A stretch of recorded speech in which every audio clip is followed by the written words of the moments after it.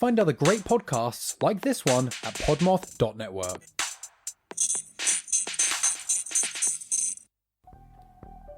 Hey there, fellow true crime aficionados. We're the host of Bad Acts, a true crime podcast. I'm Danielle. And I'm Aaron. Join us every Thursday for twisted true crime tales of dark deeds and despicable people. We focus on lesser-known, unique stories with a new case each week. We've covered family annihilators, cannibals, revenge killings, killer kids, mysterious murders, survivor stories, and much more. We've even tackled stories of people who blame zombies, vampires, ghosts, and voodoo for their bad acts. Of course, we know they're the only ones to blame. You can find us everywhere you get your podcast, or you can visit our website at badaxpod.com. If you like fresh stories and new perspectives on crime, Bad Acts will be your new jam. Join Bad Acts every Thursday. Stay safe, y'all. See you soon.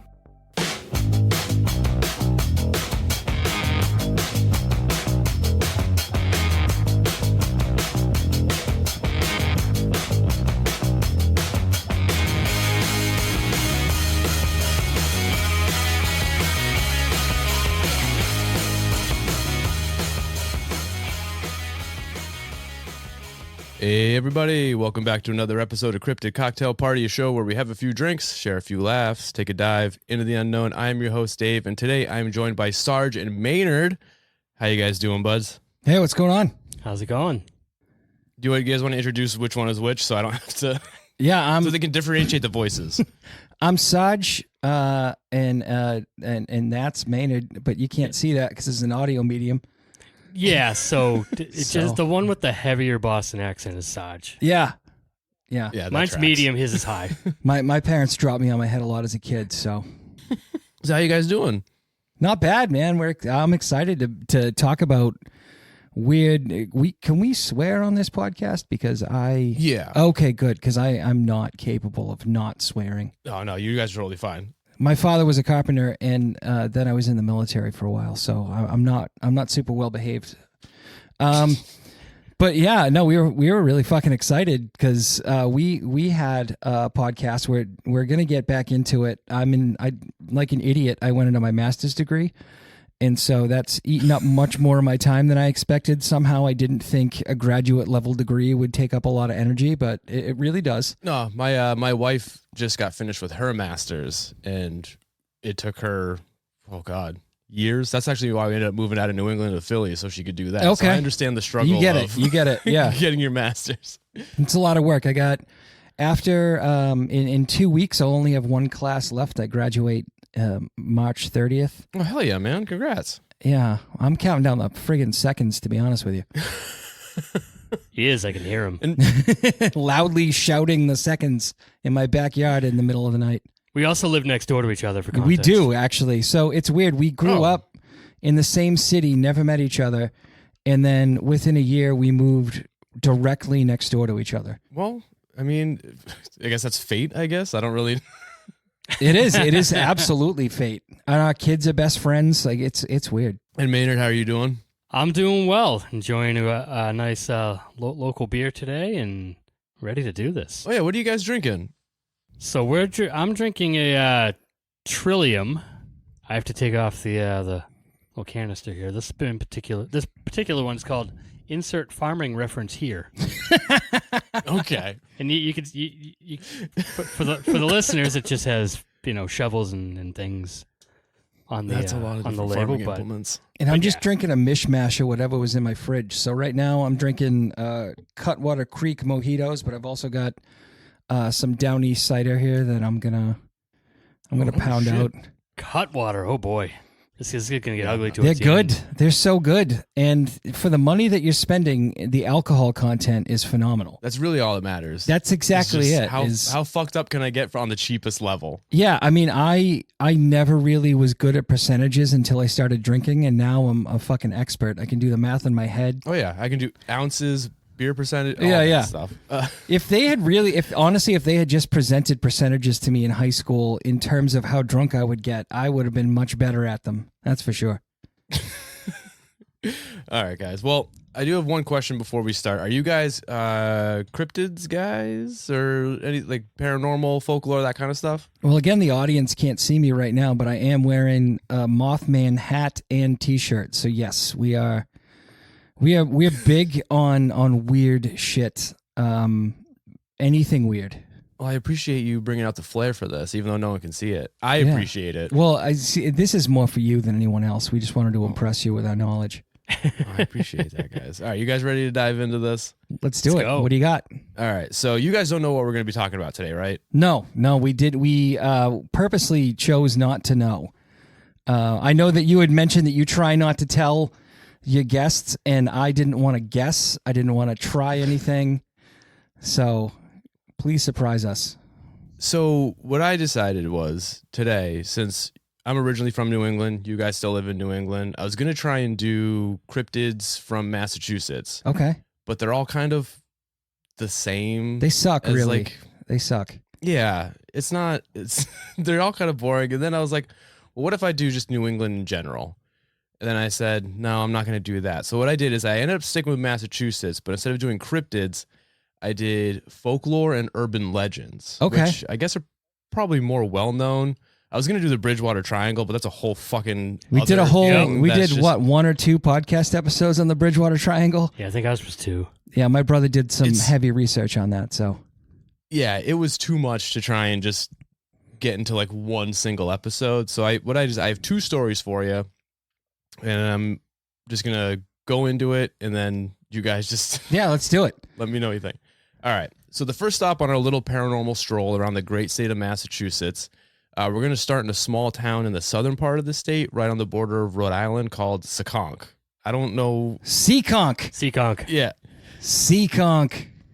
I'm going to be 100% honest. I had no idea that this was even a place at all. Even the people who live there aren't you know- terribly sure. You know, you actually have to go into Rhode Island first to get there. I Yeah. don't think there's direct access. There's 2 from places Massachusetts. in Massachusetts that you have to drive through Rhode Island to get to. One is Rehoboth, and the other is Seekonk. Okay, well, that kind of... well, I'll get into it. But I'm excited. I've never heard anything about Seekonk. the reason why I didn't know this place existed is because it seems like it's boring as all hell. According to TripAdvisor, it's got some pretty cool things going for it, though. It's got the Seekonk Speedway, if you're into watching cars go in a circle for hours, just in the hopes that one will burst into flames. I always went up to New Hampshire for that kind of action. New England Dragway. Yeah, it's also home to Feartown Haunted USA, which I don't know what that is. It's like a haunted house, but that's also located inside of Seekonk Speedway. That sounds like one of those places where like sex pests get jobs so they can just like touch women randomly as they wander through a horror mansion. Do you know what I'm talking about? Like a guy who's like, I can legally grope a woman here. Not that I agree with it. It's kind of like what's that the most haunted, the most like terrifying haunted house that turns out is just a dude who has like some weird perversion. Yeah, that's exactly something what. manner. Yeah, exactly. That's exactly what came to mind. Is I was like, this dude probably just has a fear kink. Pretty much, yeah. According to one reviewer, it said, quote, "What a disappointment," and quote, "The maze is very dark and full of tripping hazards. I'm amazed they haven't been sued or forced to close. I knocked my head on a wooden beam so hard I thought I drew blood." 3 stars. What a disappointment. Sounds like my dad reviewing my life. But also, it's 3 stars out of 5. They wrote that review and gave it 3 out of 5. Better than average and disappointing. I mean, when you think about it in New England, though, I mean, that is a fairly glowing review. We're not an easy people to please. Oh, no. Yeah. Like, when I saw that, I was like, that tracks. Yeah. The other thing Seekonk has going for it is it's easily accessible by Route 44. But now I just learned from you guys that you have to go through another state to get to this yes, one. you do. But this is where the topic of our discussion for this first story will take place. And I don't really know if it's a plus that it's on Route 44, but I have no other way to really segue I've into the literally topic. never heard of Route 44, and maybe I've driven on it and I just don't know it. Because when I go to get tattoos, I have to go to Rehoboth, and yeah, I have to imagine that Seekonk is near there.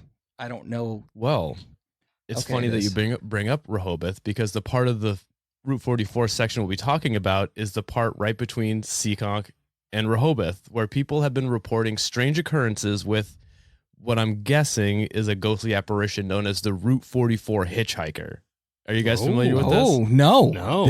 I'm excited. All right. So the story goes that people who drive along this section of highway between these bordering towns will see a hitchhiker walking along the shoulder. This hitchhiker is always described as being the same: red flannel, dirty jeans, boots, shaggy red hair with a big red beard, and what one source described as dark, empty, and soulless eyes. They're pretty much describing Mick Foley's character, Cactus Jack. Yeah. That was the first thing I thought of when I heard that description. Well, and it's only 2 hours away from WWE headquarters in Connecticut, so I'm not going to rule out the possibility. It's possible. It's very possible. Mick Foley is like the only modern wrestler I know. Also, the dark, soulless eyes made me think of literally every high school teacher I had. I was going to say, this sounds like just any New Englander in the middle of like fall, winter time. Yeah, you like, look at us at this time of year, and we're all going to look like this dirty hitchhiker. Or Willie from The Simpsons. Groundskeeper Willie, you're right. Grease me up, woman. But anyways, so what happens is kind-hearted drivers will see this obvious serial killer walking down the road, thumb out with his stick and bindle perched on his shoulder, and think, that poor soulless-eyed man, he looks like he needs help. I think I'm going to give him a ride. And then they'll pull over and pick him up. I already know this story's fake because no one in this state would ever pick up a hitchhiker. Oh, fair. We would aim for you on the road and try to hit as many puddles on the way as possible. The only place that I know of that you can hitchhike in this state and not suffer those consequences is Martha's Vineyard. That's only because everyone who lives on an island is insane from living on an island. The isolation got to them. Is that what it is? The isolation? It's gotta be. I mean, they only see other people for 3 months out of the year because that's the only time that place is habitable. Well, the rest of the time it's just a windswept, rocky nightmare. You're starting to pick up on a theme for our second story, so hold off on that thought. I'll hold off. I'll be careful. How do you know all this, Sarge? Now, at this point, when they decide to pick up this fucking hitchhiker, he will get into the back seat even if there's no one else in the car. So red flag number 1. Then, when asked where he's going, he won't say anything. He'll just point down the road, like in the same direction the car was already going. Red flag number 2. And then after driving for some time in complete silence, the scruffy hitchhiker will suddenly start giggling. And then the giggling soon turns into just straight up maniacal laughter. And it's laughter that's so loud, it's almost like unearthly and just pierces the ears of the driver. Now, obviously, this would make any driver of any car upset. I don't have kids, but I assume this would be like if your kids are just screaming their asses off in the back seat and you basically pull out the cut that out or I'm going to pull over and leave you on the side of the road if you don't cut it out kind of thing. Because my parents used to do that to me when I was being like a little shit. But once the driver reaches that like breaking point and threatens to force the hitchhiker out, the hitchhiker just vanishes, just disappears from the moving car, which to me is red flag number 3. You know, I don't get shaken easily, but that gave me fucking goosebumps. Holy shit. That would bother the hell out of me. Yeah, it's a nightmare, right? None of it's good. Yeah, it is literally a nightmare. Like, you know, redhead hitchhiker, I'd probably pick him up only because, you know, day walkers, they're not good in the sun. I want to grab that guy and just keep him out so he doesn't burn up like a vampire. Exactly. You know, but then he starts giggling and then laughing. Like, if you want to scare the shit out of me, there's only 3 things that can do it. Weirdly dressed Victorian children, old people, and anyone with a creepy laugh. Yeah, but I mean, to me, when I think creepy laughs, I think Joaquin Phoenix ruined creepy laughs for me because his laugh wasn't creepy. It was just annoying. And that's more what I think. I think it's more annoying than it is terrifying. But the fact that it turns from giggle into like maniacal laughter and then he just disappears. Well, I'm not okay. I think that's what did it for me. That's what did it, is the giggle turning into the maniacal laugh. Yeah. It's that transition period that really fucks with you. Yeah, because if you know somebody in the backseat of your car starts giggling, it's probably because they farted, right? But the maniacal laughter, that means that they left a stain. I almost put that in the script that he started giggling like he just let out a silent fart without anyone knowing. You know me so well. I didn't want to go blue with it, so I decided No, to keep that well, out. But welcome to the gutter, listeners of this show. It is kind of like that, though. Now, for some, this is where the encounter ends. He just vanishes from the back seat. But for an unlucky few, the torment doesn't end there. One witness said that after the hitchhiker had vanished, they understandably just fucking took off. I don't know what they would be running from because he's already gone, but I feel like the fear and adrenaline would just make you want to just get out of the area fast. But as soon as he took off and was going down the road at an incredible speed, they didn't say what speed, he looked into his side view mirror and he saw the face of the supernatural hobo just like floating alongside the car, which that would fuck with me. Whoa. Whoa. Okay, well that actually for some reason for me makes it funnier. I don't know why. To me, what I That would picture, lighten the mood. what I imagine is that he tried to jump out of the moving car, got caught in like the door, and is just holding on to the side. He's not actually supernatural. He's just fucked at that point. Either that or the dude's like sketching. He's on rollerblades. He's got Heelys on. Yeah, he's got like cut off shorts, just looking through the window, giving you the thumbs up. I'm fine with that. That's even better. Now, I would prefer that to the maniacal laugh for sure. another witness or victim. I feel like they should be called victims at this point. I feel like you're being subjected to something that you just didn't sign up for. Yeah, no, victim is a fair assessment here. Yeah, said that shortly after he vanished, the music on her radio cut out and his ear-piercing laugh started coming through the speakers, and the voice even started taunting her by name, even though she didn't speak her name to him at all. God damn it. Which- All right, well, now it's gone back to scary. Yeah. Fuck. Now, who or what this hitchhiker is unknown. Some say that it's the ghost of a man who was murdered along that stretch of road, or a hitchhiker who was clipped by a car while walking down the street and ended up dying, which I guess is the same as murder, but Yeah. I don't know. Another one said that it was just like before the highway was there, it was like an old-timey farmer who had land there and was mad that the road came through or something. But either way, that's the story of the Route 44 hitchhiker. How you guys feeling about it? Wow. I feel like I mean, it would be weird to me if the Route 44 hitchhiker just got Stephen King'd, you know? Just like drilled with a car and left on the side of the road.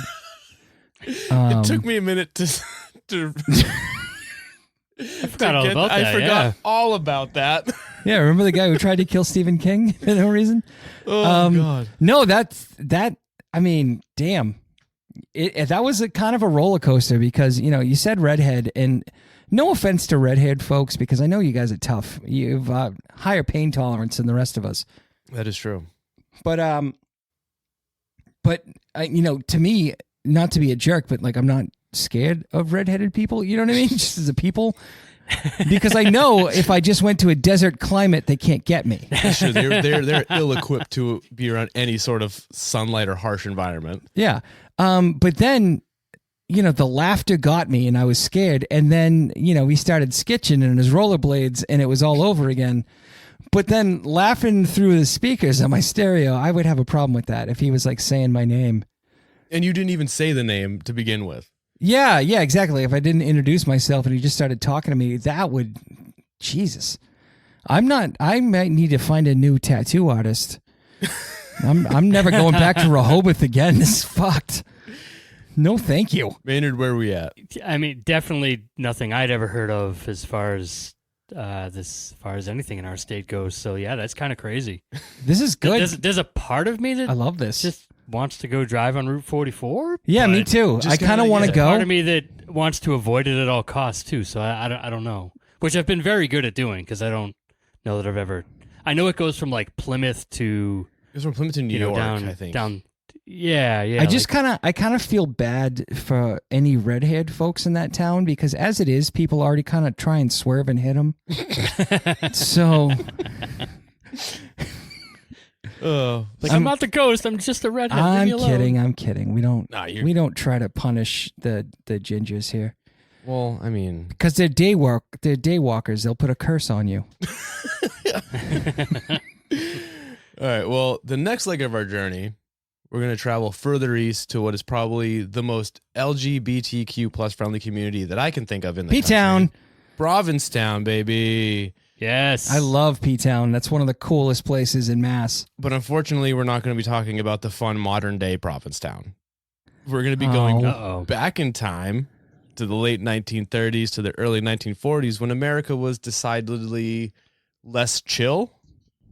Yeah, they weren't great at partying back then. Yeah. And we're going to be talking about the Black Flash, a.k.a. the Devil of the Dunes, a.k.a. the Provincetown Phantom. What? This is another one I've never heard of. The Provincetown Phantom? Yeah. So, according to I am so impressed right Passing now. Strange, True Tales of New England Horrors and Hauntings, it all began in the fall of 1938 when Provincetown school children started reporting what they were seeing that they described as an 8-foot-tall figure dressed in all black with a black cape and a black hood, as well as long silver ears and eyes that glowed like flames lurking around the dunes or hiding behind the trees.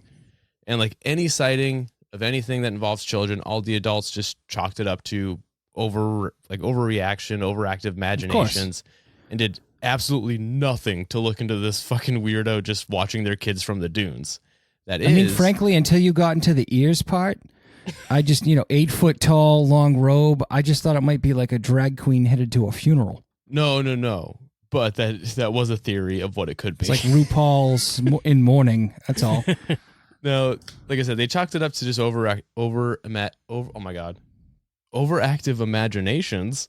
That is until one of them witnessed it themselves. Maria Costa was walking by the Provincetown town hall when the Phantom jumped out from behind the bushes and started to chase her. Fuck that. Now, if this thing is 8 feet tall, this means that it was either like a massive bush, or more commonly known as a fucking tree, or he's just like a little prankster and was crouching down behind the bushes, like clutching his knees, just hoping someone would walk by so he could just jump out at this lady, which to me is hilarious.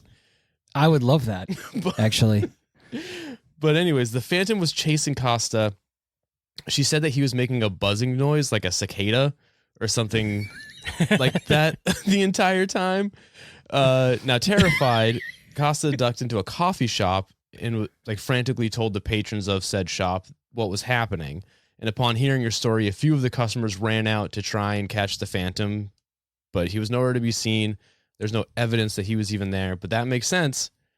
He's also known as the Black Flash, so he's fast as fuck. But okay, that's fair.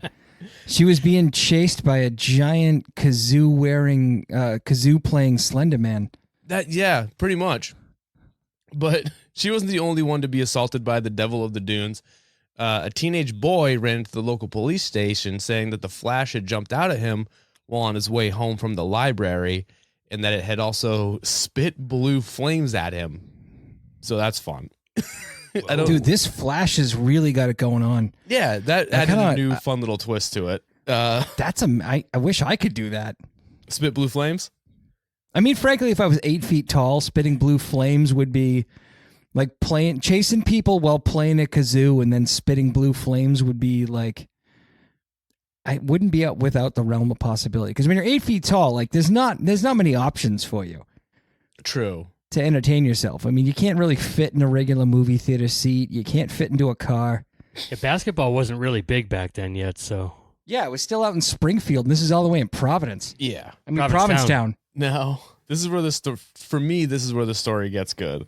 Another man named Charles Farley, or I guess Charles Farley.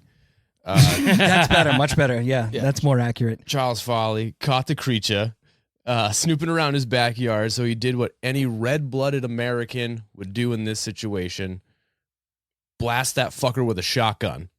That's fair. Yeah, that's accurate. That tracks. But like most supernatural beings, it looked at him, laughed, and then jumped over an 8-foot-tall fence because fucking why not?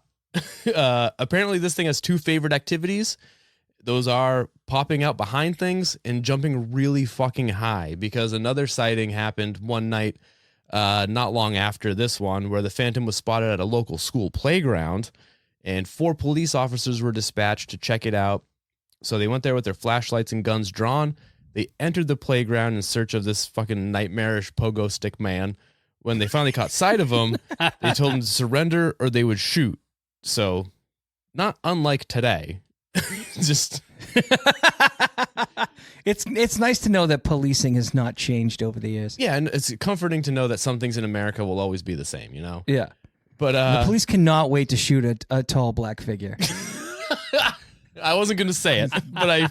Well, I mean, when you think about it, these goddamn savages shooting at innocent, unarmed people just out for a stroll. Maybe black folks need to start shooting blue flames. But all right, continue. So what we're learning is the Devil of the Dunes is not a redhead. No, he is decidedly not a redhead. They're susceptible to heat. But just like with Charles, the Flash just laughed at the cops, jumped over a 10-foot tall fence that was surrounding the school, and vanished into the night. Now, the last time that the Flash was spotted was in December of 1945, just 7 years after the school children first reported seeing the tall, dark figure. And this last sighting is kind of terrifying, but has almost like a Looney Tunes type ending. So this is like a good juxtaposition of emotions when you hear the story. So the story goes, on that day in December, the Maynerd family's 4 children were home alone for the day and playing in their front yard on Standish Street when they saw the Phantom just kind of tiptoeing towards them. Understandably fucking terrified, they ran into their home in hopes that it would protect them from the advancing Black Flash. Undeterred, the Flash did attempt to enter the home. The kids ended up hiding behind like chairs and couches as they heard the doorknobs to their houses begin to turn as the Phantom attempted to enter the home. The eldest son, Alan Maynerd, decided, fuck that, I'm going to do something about this. So just like Kevin McAllister in Home Alone, he said, oh my God, I was really hoping you were going to say this. He's like, I'm the man of the house and I must protect it. So Alan grabbed a big bucket, filled it with scalding hot water, and headed to the second floor and opened the window, where just below him he could see the Phantom still attempting to enter the house, and he dumped the bucket of hot water right on top of its head. Amazing. The Phantom just kind of gasps, like give him like, oh, like he was more startled than anything, and then just left. And that then was ran all it away took. in high heels, and we found out it was RuPaul the whole time. Yeah, it just ended up leaving and never to be seen again. So this story is fucking weird and whatever, but there are 2 different news reportings. Like you can find the newspaper reportings of 2 different events in this story. So it has some like semblance of credence, I guess. Oh, this makes me so happy. I have to look this up. And then there are some theories. Some people think it's just like a dude being a dude. One guy, I forget his name, but he said in the newspaper article that he thought it was just a gay dude who got off on scaring people by jumping out at them. He said it in a lot more offensive way than how I just said it, because it is the 1940s in Massachusetts. In Massachusetts, yeah, no, that's fair. That's fair. We're not known for our gentle behavior. Yeah, but that was until he ended up running face to face with the Phantom, and fantastic. He said some things to the Phantom that I'm not going to repeat. And then the Phantom just slapped him in the face as hard as he could, knocking him on his ass. and then he ended up running home and changed his story completely, which is fucking brilliant. But that is a lesson I think every redneck in Massachusetts learns when they start picking on gay folks, and they don't realize that, you know, just because a dude's gay doesn't mean he can't whip your ass. No, but also not to be stereotypical, but a lot of gay dudes work out and they are very strong, and they will tough. Fucking ruin your life if you talk shit. No, when I was younger, I was at a nightclub, and this dude was like starting to pick on this gay man who was, you know, the gay man was fabulous. He was dressed impeccably. He had this little clutch, like kind of purse thing on a chain. He had like this beautiful makeup. And this guy was picking on him, and finally the dude turned around and he like hoisted up his purse and held onto it with one hand, like held onto the chain with one hand, and just fucking cold cocked this dude. And I was like, the dude went down like a ton of bricks, and I was like, this is exactly what happens. You fucked around and immediately found out. Just fucking crumpled. He did like one of those Skyrim like animations. Yeah, when they fall yeah, down. Exactly. Just like it was like a yard sale. The guy went. I was waiting for coins to shoot out of him. But there you have it. That is the story of the that Black makes me Flash so of happy. Provincetown. And that also brings us to the end of our episode. That's all I got for you guys. That was awesome. You brought up two things that I've literally never heard of, and I've lived here my whole life. And Maynard and I seek out. I tried to dive deep. You did, because Maynard and I seek out the weirdest shit we can find. Oh yeah, there was a few others I was going to do. I was going to do the Gloucester sea creature, and then There's a sea creature in Gloucester. yeah. You don't know about the Gloucester sea monster? Sorry, No. Sorry, the Gloucester sea monster. Yeah, the Gloucester monster. No, that Gloucester makes monster? sense now.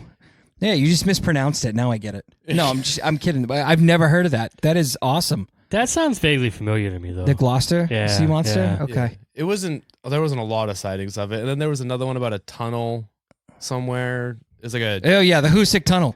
it's called like blood. Oh, yeah. Blood tunnel or something like that. Where it was like Yeah. it was like Blood tunnel? Massachusetts' Okay. original big dig. Yeah, the Hoosick Tunnel. It was. It's an incredibly haunted tunnel. It's shut down now. You can't. You're not even supposed to go there. Like they don't want you on the property, so you just got to jump over the fence. And Yeah, weren't we going to try to go there at some point? we were gonna try to go there. We actually bought like all these batteries and stuff for our recording equipment, and then COVID hit, and the whole plan went sideways. Yeah, we got something like that up here. We got so in Philly, not in Philly, but near Philly, we have Centralia, Pennsylvania, which is Which Centralia is like it's Silent such Hill. an That's incredible. what Silent Hill's based off Yeah. of. And you used to be able to go up there. There was this thing called the Graffiti Highway. And it was really cool. It's just this long stretch of road where everyone would just tag the highway, and then they tore up the highway. So you can still get there, but now you're hiking up. Yeah, they're trying to stop you from going there. Yeah, because the fire is still burning underneath Well, Centralia. yeah, right. Yeah, right. The whole town is literally on fire Yeah. underground. But I found out that some people still live there. Like there's like one or two families that are still there, and like the church is still there. Like I want to go so fucking bad. It'd be amazing. Yeah, I really want to check out Centralia, actually. And then we have a place in Connecticut, I think it is, called Dudleytown. Dudleytown is just this weird little ghost town. It was very, very small. I want to say it was mostly just like one street lined with houses. And pretty much everyone who lived there came to a bad end. A lot of yeah, really sad, like kind of weird stories. But the stories of people going to visit Dudleytown afterwards, you've got a lot of people who are like, they're sitting in their car, and their car, like, the rear end of the car lifts off the ground and bounces up and down. No thanks. You see strange lights moving through the forest. I'm a dyed-in-the-wool skeptic, and there are certain places in this state that I still won't fucking go without like a crew of people with me, so that I'm not like that crazy guy in the street corner. Oh my God, I went to the Bridgewater Triangle, and this is what I need people to back me up on that. For a minute, I thought instead of crew of people, you're gonna say a crucifix, and I don't know. No. I don't know too many things in the world that are scared of a lowercase t. That's fair. Maynard, you've been quiet. What do you got going on? Yeah, in your well, head? I mean, this is just kind of the way we operate, because Sarge talks a lot more than I do. So. Yeah, Maynard usually just suffers my ignorant behavior all the time. I do a lot of the technical stuff, offer some opinions here and there, and But I mean, both of these stories have been great. Like you're saying, this is stuff we hadn't heard of, Yeah. which was super surprising. Like the Provincetown thing. That's Provincetown amazing. thing's So amazing, the yeah. last time that was seen was 1945. Yeah. So not long Wow, after World War II or during World War II, right? No. Well, it seems like it also started at the beginning of World during War World II, War right? II, yeah. it was, Yeah, during World War II. Hmm. Because 1939 to 1945. Yeah. How do we know it just wasn't an exceptionally tall German man? See, I don't know. And he was just, he took it upon himself to torture this one town. I mean, that is the first place that like the U-boats went. Like they tracked. Yeah, the they send, went down there. Yeah, You know. and they I love the U-boats were idea- there, and then they also were in the Portsmouth Naval Shipyard area, like that. Right? Yep. And they also tried to take on New York, and it did not work out well for them. That's so fucked up to think about, is that they were so close. So close. They made it, but they didn't make it. I like that our first line of defense against Germany was also our gayest line of defense against Germany. Yeah. And they would have kicked the shit out of the Nazis, I think. It was Provincetown, Provincetown in in the Portsmouth, New 1940s. Hampshire, the two places where they decided to go. Like, yeah. Yeah, like 4 guys in a U-boat be like, all right, we're going to take you. And like, really? Is this happening right now? Yeah. Good luck, guys. Good luck. Just keep sinking. But honestly, like what I like even more is that, like, you know, in New England, you know how it is up here. Like, everybody knows everybody. yeah. So to think that there was this giant 8-foot man who was terrorizing people in a costume and no one knew who it was, but then the next day the tall 8-foot guy has got like 2nd-degree burns because some kid threw scalding water on him. And everybody's telling him the story, and he's just like applying, you know, A&D ointment. And he's like, yeah, that's crazy. I don't know what you're talking Fucking about. wild, guys. I don't. It totally wasn't me. No, excuse me, as I go pop all of the 2nd-degree burn blisters on my face. Oh shit. Well, I appreciate you guys coming on. I thank you for having me. This has Thank been you. a blast. Yeah. This is great. If you guys want to plug anything you got to plug, I will gladly allow you. I'll open the floor to you two. What do you got, Maynard? I mean, since trying to let him since talk. I was gonna say, since Elon killed Twitter, you know, this is normally the point. You'd be like, hey, go check out our Twitter, but like, you know, he's kind of destroyed it. But Sarge is pretty funny on TikTok. It's Sarge the Destroyer. So I'm just gonna send everybody there. Yeah, you can find me if you just Google Sarge the Destroyer. You'll find all of the terrible things I do online. Yeah, I remember the way I found you was you put out that video on TikTok of the dude getting upset over Bud Light and running over it with his truck. Oh my god! 10 out of Talk 10. about One of the best overreaction. videos. Like, your commentary on that was so fucking good, and you made so many good points about like Thank you. you already bought it. They have your money. Yeah, you've Like, already what are purchased you it. doing? Why are you doing this? My 2 favorite things in the world are to pick on racists and people who don't like gay people, because it blows my mind that still exists. Like, I get it. New England's got a bad reputation, especially Massachusetts. What? But No. that was, oh God, Massachusetts especially. Boston is hands down one of the most welcoming, warming places I've ever been to in my entire life. And I lived in New England for 30 plus years. Okay, well, if you go back 10 years before that, during the busing crisis, things weren't so great. I'm just fucking with you. And, Boston's terrible. yeah, Everyone you get it. Everyone Yeah. in New England's a nightmare.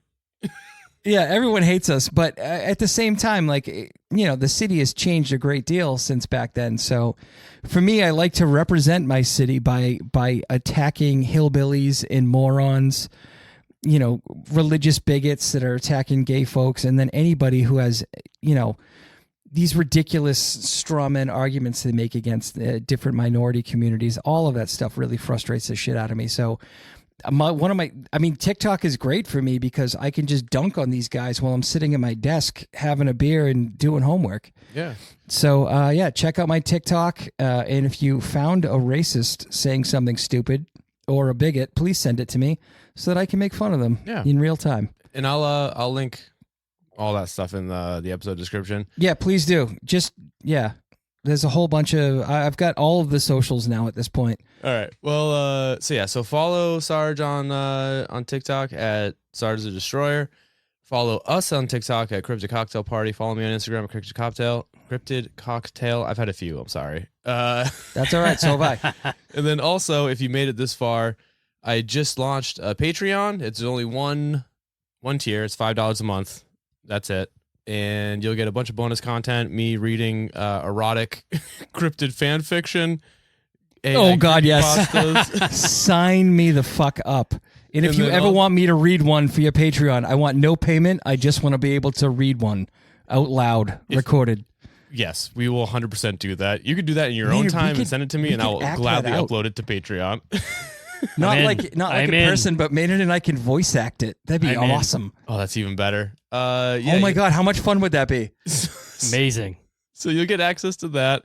You also get ad-free episodes and shout-outs on the show. That whole bullshit. Anyways, do you guys want to say goodbye? Yeah. This has been a lot of fun. Hopefully you'll have us back if we didn't offend most of you listeners. Oh, you're fine. But this was a good time. I definitely want to come back and do this again. This is great.